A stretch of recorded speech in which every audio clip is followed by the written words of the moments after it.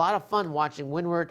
I'm going to enjoy watching them in Sacramento. Yeah, they have a tough assignment in Sacramento. We'll get to that at the end of the program. All right, we're going to have a guy come on by the name of Greg Venger. He's the baseball coach at Cleveland, and his pitcher is going to be here as well, Jack Hartman.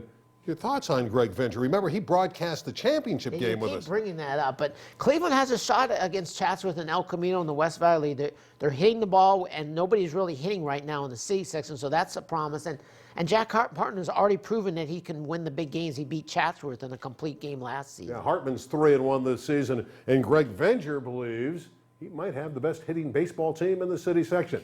Well, we're going to step out. We're going to talk to Messrs. Hartman and Venger next on SoCal Prep Report.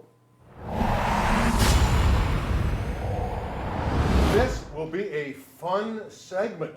Greg Venger, the baseball coach at Cleveland with a winning record. He has his star pitcher here, Jack Hartman. Of course, Eric, we know Greg. He was the commentator with us on the city baseball final when Chatsworth lost in extra frames to El Camino Real 4-3.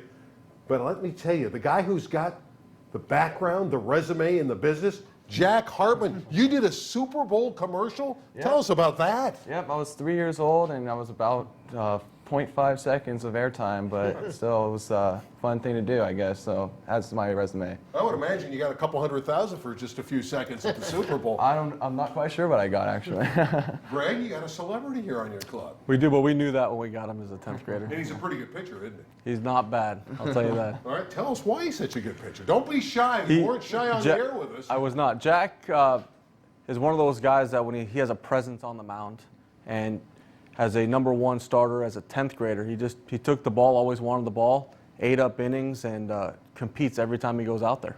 Jack, you used to be at Sherman Oaks, Notre Dame. Yep. You're kind of one of those few who goes from private to public. Why did you end up doing that? Well, I just kind of felt like it was more of a move just to Cleveland, which I felt better. It was a better school for me in general. I felt like academically, athletically, it just provided more opportunities for me. So ultimately, I just decided to take a chance and make a move, and right. I'm very happy with doing so. Right. On the mound, I noticed you really have to rely on throwing strikes, and you like to move in and out, and it's about just outsmarting the batters. How is that as far as that a challenge pitching-wise? Well, I mean, I don't throw 90 miles an hour, so, I mean, I have to work with what I've got. So I have to hit my spots, and I have to know what pitches are going to keep the batters off balance. So I think that's helped me in learning how to pitch really well, as opposed to just being a thrower. Once again, the San Fernando Valley appears to have the elite teams in the LAUSD. You're one of those elite teams, along with most of the West Valley. Greg, speak to us about that. Why on earth does the San Fernando Valley continue to dominate? Eric, how many years is it? 38 out of 39 now? I think it's 38 out of 39 years where the Valley team, some team from the Valley, and a lot of them from the West Valley, has won the city championship. Well, we talked to Bill Dillon over at Narbonne, who's obviously over the hill, and the different types of kids we get, and how baseball is an 11-month a year season for everybody, and we can stay together for those 11 months. And these kids, they get after it. They work hard. It doesn't stop for them. They have ambition to go on and play at the next level, and I think that's a huge difference.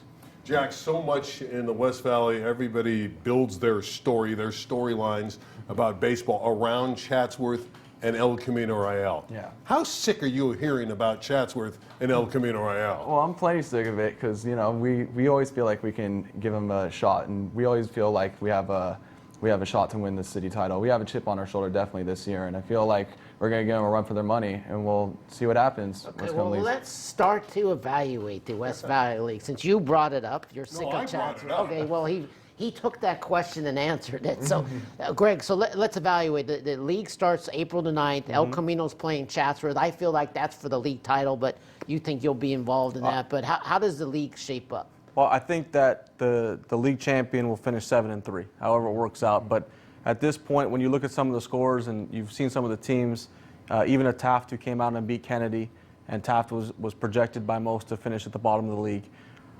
Anybody can beat anybody. That's first and foremost. And I think we all have a solid #1 pitcher, and it's going to come down to who throws on those Thursday games. Right. Well, Jack, you beat Chatsworth last season. What is it like trying to play against that team? Because obviously they play very good defense. You cannot make mistakes. Yeah, well, obviously you have to be focused against that kind of team because they're going to make you pay for your mistakes. So you really got to minimize your mistakes. And as a pitcher, I just have to be focused every single pitch and just keep winning every pitch. So that's how you have to have the mindset. You can't ever lose focus, or else they're going to make you pay for it. What makes you think there's going to be 3 losses here? I don't think there's going to be 3 losses on the champion. 7-3. He's all right. I'm asking why. 7-3 wins the league title. Who is Chatsworth going to lose to among those 3 losses, maybe? I mean, they could lose to anybody. I mean, you've Right. seen even in 2009 they lost Right. at Taft. Okay. That could have won them I'll a be share. interested. We'll have to talk off camera here to see what they're. But anyway, I'm impressed with this year. I don't know what you thought early on. I don't think there's a whole lot of hitting going on right now. The pitchers seem to be in control. That may change. But what's your early impressions on the lack of hitting so far? I guess the league or our city is just kind of struggling with hitting right now. I don't know if it's just the start of the season or what that is, but we definitely are pitching and defensive heavy league. So I'm not sure why that is this year. Maybe it just happens to be who's playing right now. Just maybe, early, maybe things will change. maybe we'll settle in towards later in the season, but I'm not quite sure. When you look at Jack Hartman, you see the red hair. Maybe they can't see it under the cap. But are you fiery? Are you demonstrative out there on the bump?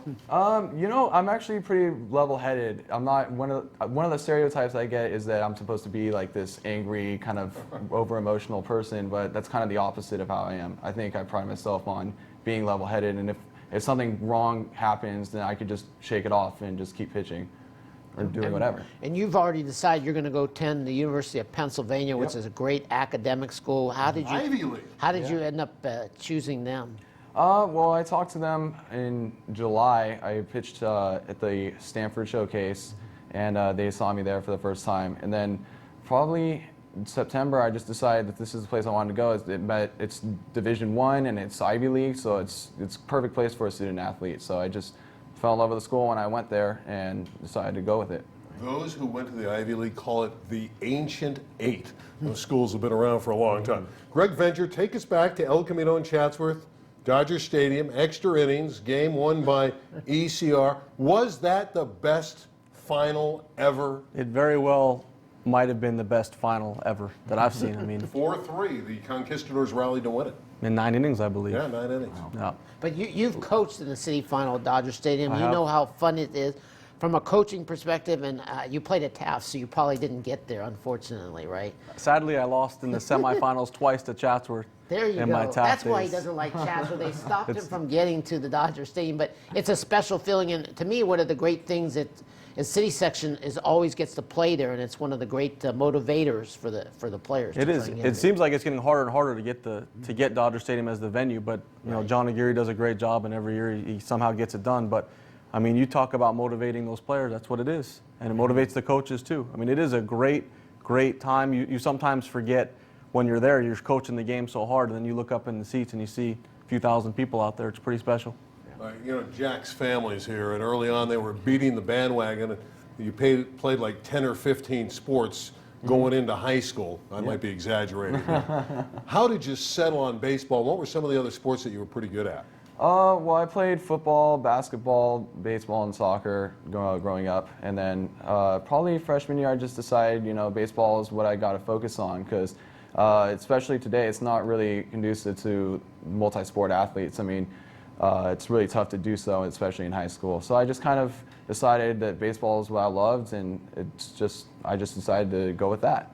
He didn't recruit you out to the soccer or anything because he's highly involved with soccer. No, definitely not. Do you have an opinion on El Camino's girls? Greg, now I know you coached the girls soccer team I did. at Cleveland. You got pretty far into the tournament. You knocked out Bell, right? That's correct. Larry Zavala, they knocked out Bell.